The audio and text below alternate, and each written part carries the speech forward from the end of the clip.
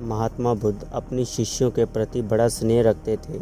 एक दिन उन्होंने अपने शिष्यों को अंतरात्मा की व्याख्या करते हुए एक कथा सुनाई। वह बोले, किसी नगर में एक साधु रहता था। उसके चेहरे पर हर घड़ी प्रसन्नता छाई रहती थी। उसके जीवन में आनंद का साम्राज्य था। लोग अपनी अपनी समस्याएं लेकर उसके पास आते थे और संतुष्ट होकर जाते थे। एक दिन एक सेठ साधु के पास आया और उन्हें प्रणाम करके बोला, महाराज, मेरे पास किसी चीज की कमी नहीं है, धन दौलत सब कुछ है, फिर भी मेरा मन बड़ा अशांत रहता है, मैं क्या करूं? साधु ने जवाब नहीं दिया। वह चुपचाप बैठा रहा, फिर उठकर चल दिया। सेठ भी उसके पीछे पीछे चल दिया। आश्रम में एक कोने में जाकर साधु ने आग जलाई और एक एक करके लकड़ी उसमें डालता रहा। आग तेज होती गई। कुछ देर बाद वह सेठ की ओर बिना देखे उठ खड़ा हुआ। सेठ को बड़ी हैरानी हुई। वह तो अपना दुख लेकर साधु के पास आया था, पर साधु अपने काम में लगा रहा और फिर बिना कुछ कहे वहां से जा रहा था। सेठ ने आगे बढ़कर कहा, स्वामी जी, मैं बड़ी आशा लेकर आपकी सेवा में आया हूँ, मुझे कुछ रास्ता तो बताएं। साधु बड़े जोर से हंसते हुए बोला,